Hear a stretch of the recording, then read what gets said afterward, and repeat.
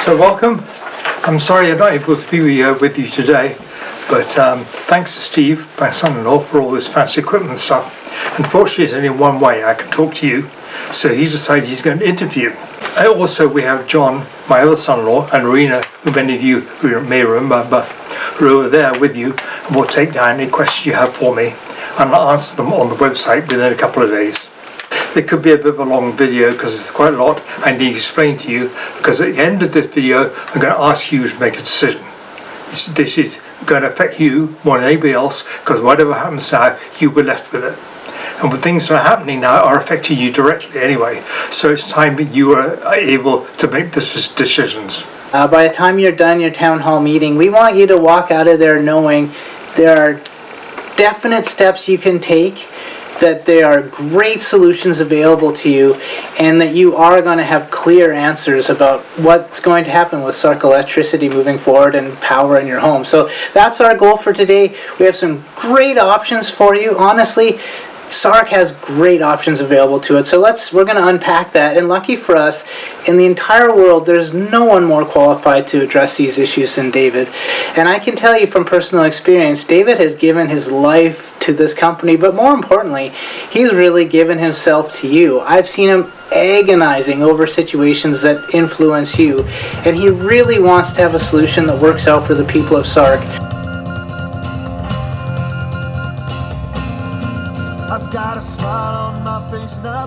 David, originally the plan was that you were going to be in a town hall meeting right now. Yeah. Obviously, we're doing this from Edmonton, and we're just going to have a little conversation.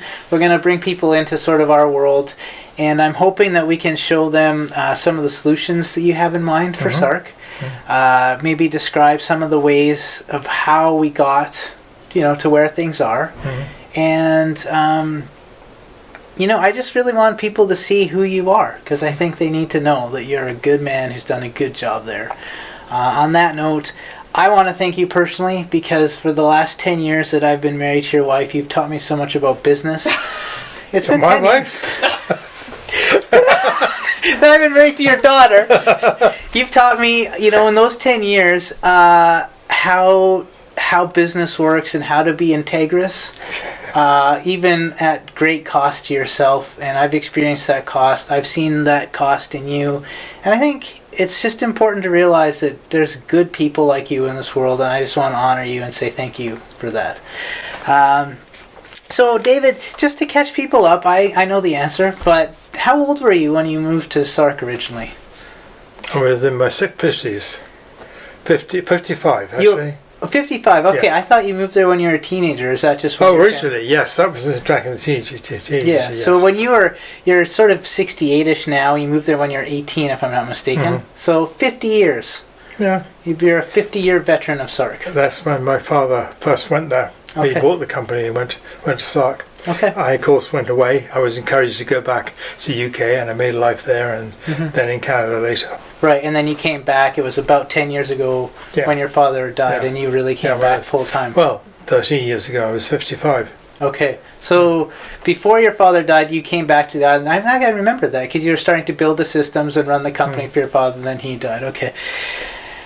So, on that note, do you own Sark Electricity? No. I'm just a minority shareholders. I hold 17%. 17% of the company. Okay. So when we're talking to you, you're not the end-all, be-all decision maker. You're actually, less than 20%. So, okay. Good to know. So I think the biggest question people are going to have when they're watching this video is why the pricing that we have in the Sark model right now. How do you come up with your pricing, and why is it so high, or whatever? Well, the price is simply based on recovering the costs of running the company. We're supposed to recover costs and make a profit. We don't do that really. We just we pay our shareholders less than 1%. Now, if you go into the stock market and you buy shares, any other electricity company, I'm not investing for 1%. You get over 7%, some even higher. But it's a token. Nobody wants to make money out of Sark. So it's a token payment to say, we recognize you have money involved here. Right, okay. So you guys are, What is it about Sark that makes the pricing so high? I have something very clear in my mind. It seems like it's an economy of scale issue. It is exactly that. And it's always been expensive. Economy of scale always make it always made it very expensive because of very few customers. Yeah. Most electricity companies number their customers in the millions. Right. So they can spread their costs out much lower. But we can't. So we have to recover them from a very small number of people, and that's the basic problem. And it always has been. Pricing electricity on Sark has always been expensive for that reason. Yeah, okay. Well, I could see that if I had a manager for all of Sark, say that's a £100,000 job, and if I have a manager for all of Guernsey, it's a £100,000 job. But if I get to divide by 30,000 versus 300, the price per unit is obviously a lot higher. So if I multiply that over fuel, over shipping charges, over management, obviously the costs are a lot higher per person in Sark. I think I think everybody understands that. Good. So obviously I'm aware that recently there's been some, I would call it interference. Maybe that's a harsh word, but the government has been not making it easy for you. How does that change the costs in Sark? It's not, but interference is a good word actually. And what they're doing is just driving the costs up, and that drives the price up. So now we've reached quite ridiculous weather levels, and it's going to go even further unless we could say them to stop. Right, okay.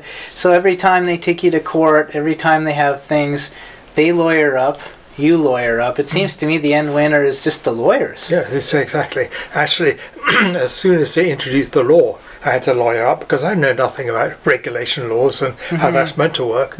So I've got no other management to talk to it about. We're basically a one-man band. So I have to get advice elsewhere. And the only people who really understand this are lawyers, unfortunately. Right, and I would dare say it's a tricky bit of law because Sark is such a strange little law unto itself almost. It wouldn't be so bad if they at least interpret the law the way it's written, but they interpret it to suit themselves.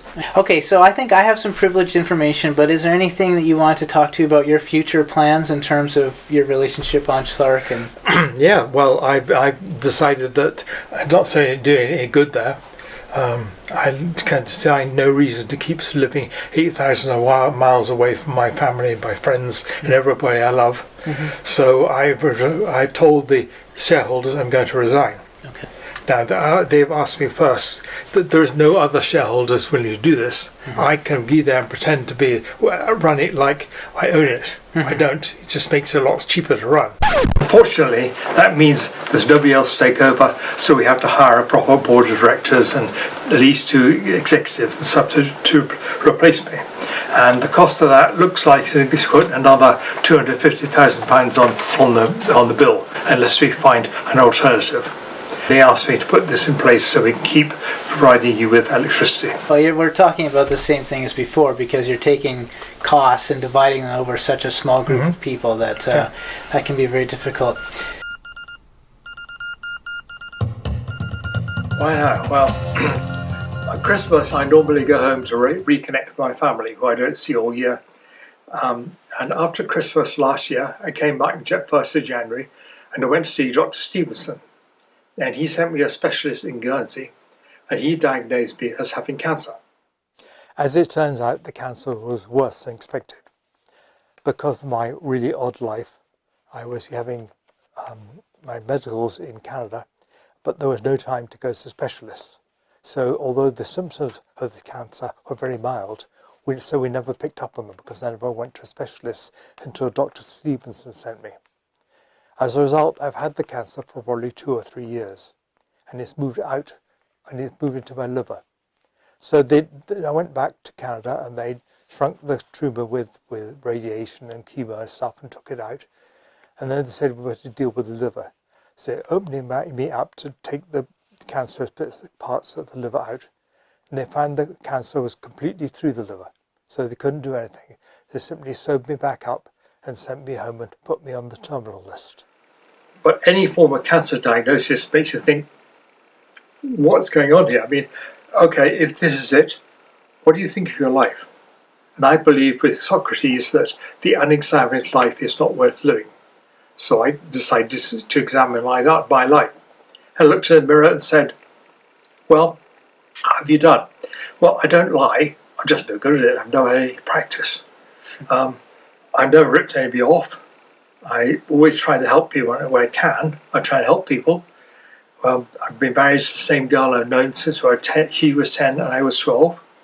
For a legacy, I have 3 kids who all appear to be in solid marriage. I know the final answer is I'm a Christian. So the worst goes to the worst and I die, I go to heaven. And that's even better than Sark. So I'm feeling quite smug. And suddenly I got a follow-up question. Now, I don't understand how you get that, but I got it anyway. And the answer was, if you're so satisfied with yourself, how come you're living 8,000 miles away from your home, your family, your wife, and everybody you love? Well, that was a lot harder to answer. I didn't really have an answer. The only answer to come up with is it makes electricity on chart cheaper. You see, the cheapest way to run a company is as an owner-manager. Normal rules for companies don't apply. For example, the years between 55 and 65 for most people are the highest earning decade of your lives. At that point you have all the seniority, all the knowledge, and you get the best salary. Well, I was 55 when I came back to Sark. I took a 60% pay cut, 60% pay cut, because that's what the price was, that is what the salary was for the manager of the power station. And I wasn't going to ask the people of Sark to pay any more. So we all do what we can to make it as cheap as possible. We don't like to talk about this because we're a private company, a private family. But I think you need to know this now, that we're being abused for no good reason, other than to try and make us sell the company cheaper than its value. So, point blank, is the government trying to bankrupt the company? They're not worried if they do, that's for sure. Right. They want to put us in a position where we have to sell the company. The fair market value, the value of anything is the fair market value. Yeah. Now, if I don't want to sell and you want to buy, you're going to give me an index. Right. I need to persuade you. That's right. Mm-hmm. And equally, if I want to sell, you'll pretend you don't want to buy to get me a discount. Yeah. Right. But if I absolutely have to sell, then you'll sit there and get the maximum possible discount you can. Right. And that's what they're looking for. Mm-hmm. Okay, so with the price commissioner, let's just call a spade. He's sort of saying some things that I don't necessarily agree with. Where is the price commissioner going way off out in left field at this point? The price that commissioner is recommending you see it on screen. It doesn't matter whether you look at it according to the last year figures or the first 6 months of this year. It's still way below what is needed for the company to even break even. So and he knows this and he understands this. He says he can find ways for us to make the price cheaper. Well, if that is true, then tell me what they are. I am a Scotsman. I don't like spending money. You're my friend if you find ways to reduce prices. We don't need to use the law to do that. Unfortunately, the mathematics you use is not sensible to any normal person. I only have an MSc and I can't understand it. The bits I do understand don't make sense from a business point of view. We found some regulatory economists. He's using regulatory economics to do this. And they said they can vaguely figure out what he's doing, but most of it is wrong. So the whole idea is quite futile. Well, he seemed to be controlled by this small group in the government, and he's... Wait a minute, so the government's controlling a commissioner? To be clear, when I talk about the government, I'm really not talking about the government itself. I think the vast majority of our concierges are good, honest people, honestly doing the best they can for their fellow islanders. However, there is a small group to take advantage of this. I call that small group the cabal. They seem to control the narrative of the company. I had the court case last year. Yeah. They released some documentation, and one of them was the minutes of the meeting that they had with the Price Commissioner immediately after he met with me.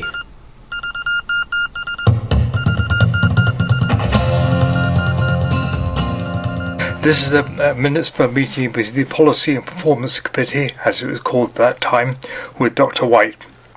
The important thing about this is that almost everything they talk about is totally inappropriate for politicians to discuss with somebody they just hired to be an independent commissioner. They start off by discussing the fact I didn't like the process he used. Well, personalities like that doesn't help him. It's really of no relevance to him. And the assets are overvalued. Well, how did they know that? They've never seen the value. They're not asset valuers. They've never seen them. But they convince Mr. White this is the problem. Then they go on to talk about the fact that Sark Electricity is two companies, and the only problem with that is that it's done deliberately to stop them bankrupting the holding company and getting assets out of bankruptcy, yet they identify that as being their biggest problem. And immediately they say Andrew White will be writing a control order, a document which forces our price to what he thinks it should be. No suggestion he should look at the price to see whether it's right or wrong, just to change the price. Now, what price is he going to change it to, and why is he changing it? So to me, a commissioner should be a total third party. There should be no interference with that. They seem to be basically telling him what to do. Then it goes on to various other things, saying, revealing to him that they want to set up their own company to hold the assets from the company that he is supposed to be regulating. Again, totally inappropriate, not right at all for them to discuss with somebody who's supposed to be independent. And what it's all about becomes clear on the second page when you understand what's not been explained in the minutes. And it was set a price low enough that we couldn't afford to run the company anymore. We were forced to sell. Concern would express that GGP might, to give them extra time, charge the controller the price. But what's wrong with me obeying a law? What's wrong with the company charges the price we told to charge the price that the commissioner has deemed appropriate? Well, it goes on and explains it. And then run the network lower and lower with no maintenance or investment in place. In other words, the price was going to be so low it was uneconomic, and we weren't able to continue investing in the system, thereby threatening security of supply with the possibility of increasing power cuts. In other words, this price is going to be harder for the people of Sark before he had to sell. The bottom line being before he had to sell. The intent being to force a sale of the company at a forced sale price. And it was set a price low enough that we couldn't afford to run the company anymore. We were forced to sell. Now, these are not bad people. They're honest people, but they have a complete misunderstanding of democracy. They think it's appropriate for them to use the power as government to try and force down the value of somebody's company, but they don't realise that in democracy they're supposed to be fair and honest. And it's not because they're bad people, it's simply because they don't understand.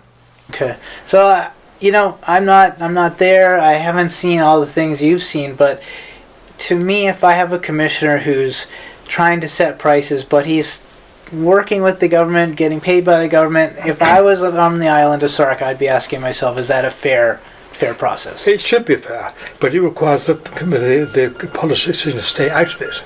Right.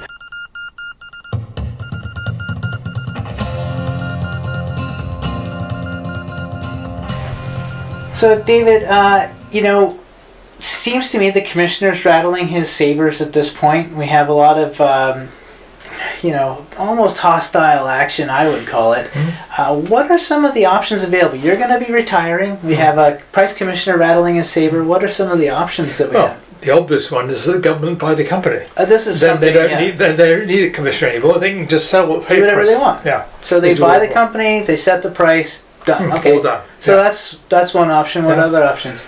Second option is my favourite one. Okay. Which is say, look, most electricity companies have millions of customers. Right. The bailiwick Guernsey is just 30,000 customers, about that. Right. For most electricity companies, that's irrelevant, just a rounding error. Sure. But we have 3 companies running, servicing 30,000 people. Yeah, something to serve what other people would ignore. Yeah. The logical solution is to make Guernsey Electricity responsible for everybody.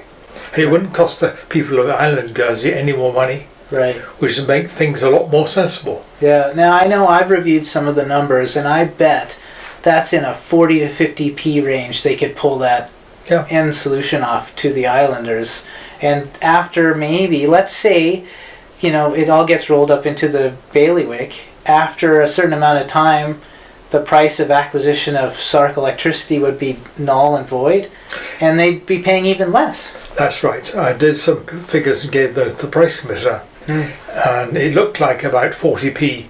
I thought it was being very conservative. He said you'd be more conservative. Well, so it's 42p, but it's still way low, and that includes the cost of buying the company. And when that's paid off, then it goes down from there. Yeah, it sounds like a great option. And it's all built based on Guernsey electricity's price, which doesn't move like ours does. Ours ramps up every year, but theirs stays solid. Right. So it gets away from the constant increase in price we're experiencing at the moment as the government keep pushing more and more costs on us. The idea of making Guernsey the company responsible for everybody is very simple. Everybody's price will be based on Guernsey price, but in Sark and Orderly there'll be a surcharge for the extra cost of providing the electricity in Sark or Orderly. It's fairly easy to work out. The extra cost of bringing in fuel and that sort of thing. The Guernsey price gives us billing and all that stuff, but customer service, all the stuff in Guernsey is just the extra costs that you're putting in there. And that, as I said, works out about 40, and that brings it up to about 40p. Roughly double Guernsey current price, but a lot cheaper than we could do it on our own, because they have the economy scale that nobody else has. Okay, so that sounds like a really good option to me. I know there's a third option. What's the third option? Third option is with them tonight. Chris Cooke has a smart idea. He calls the Sark Green Deal. Okay. Which is he's going to explain shortly. I think it's a good one, but I don't want to tell people what to do. Well, sure. I know what I love. When I hear green, my ears perk up because I'm about the environment, I'm about taking care of the planet, and I'm about renewables resources, and I think that's been something that the people of Sark are interested in. So it's something we were interested in too. We tried to introduce it in 2013, but it got knocked on the head by action of certain people in government. Okay, well, let's leave them out of that. Let's see if maybe option 3 is a viable option. Well, it gets us ahead to at least where we would be by now anyway, if we were being left alone, possibly even further ahead. So it's a really good option from that point of view. So what's the history here? How did we end up where we are right now? Well, back in 1946, the chief police decided that they wanted an electricity utility. So they did the normal thing. They advertised in the local papers in Guernsey and the London Times. They got a bunch of people in and went through them and chose one person, Malcolm Robeson, to come and start it. Okay. Unfortunately, though that is standard, that's the way everybody else did it. Okay. At that point, they diverged. And instead of organising and negotiating with them while they had power, the supply agreement he needed that showed him, what he had to do to be reliable, how much trust he could take, how he had to treat everybody the same, all those things. They've refused. This is the government refused? The government refused, yes. And so we have none today. And now they want to introduce one, but they no longer have any compensation like statutory minority they can give us. We don't want that anymore. Then in 2010, Dad died. And we had the family all got together after his funeral. We decided what we're going to do. Now, I've often been asked, have you ever considered selling the company? And the answer is yes. At that meeting, we had a family meeting, and that was one of the things on the table. Everything was on the table. What do we do now? And one thing was to consider was selling the company. Unfortunately, 2010 was just at the height of the government versus business acrimony. And so everybody is our customer. So under the deal with the previous chief police, we stayed totally out of politics, had nothing to do with it. And we still try to. So we have customers that was the support of the government, and would have been very upset if we bought somebody from Britain to buy the company and run it. At the same time, many of our customers support business. So if we sold it to the government, they would be very upset. So we decided, no, we'll just leave it. Dad was on responsibility for delivering electricity to the people of Sark. We have to continue it. Right, so they're basically trying to take a private company and apply the law to it, even though they don't own any of the assets or any of the resources. That's right. Okay. The way everybody else have dealt with this sort of thing is simply nationalise the company first. Right, you just Then buy do the what you company want. out, do whatever you want. Okay. Well, I mean, David, I think that helps me understand quite a bit more about the situation here. I hope that sheds some light for the people who are in the town hall. We have John and Rowena there. They're going to be able to do some talking back and forth there, addressing some of the questions. Those questions are ultimately coming back to you that come out of the town hall meeting. Yeah. Now, if you just have one thing to say to the people in the town hall, what would you leave them with? Well, you have one option you don't have, and that's to do nothing. Yeah. I can explain that a bit later if you want, but it's a very costly option to do nothing at this point.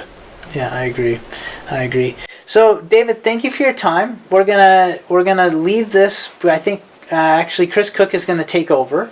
Is that correct? He's gonna maybe share his ideas a little bit. Chris Cooke will come and take over and explain the Green Deal to them, and then I'll come back with a little short story I think everybody needs to hear.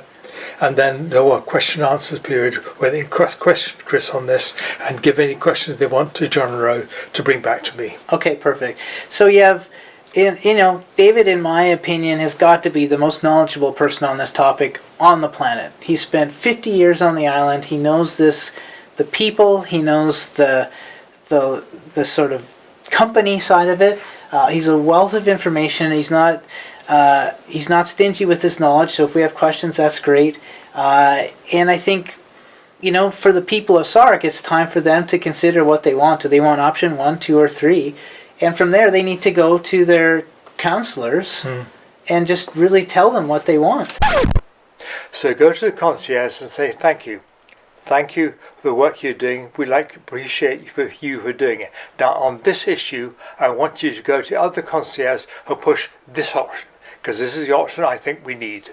And when enough people go to them, they'll know which is the important option, and then they'll push for it. But tell them, don't wait for some committee to tell you next month what's going to happen.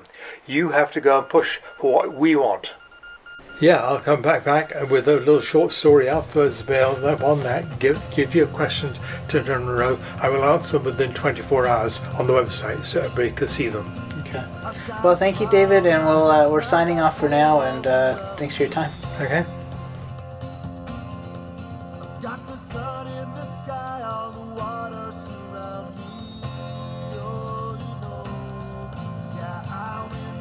Steve has to say that sort of thing. He's my son-in-law, and he hasn't finished paying me for my daughter yet. Hey, Dad! Sorry, Sash.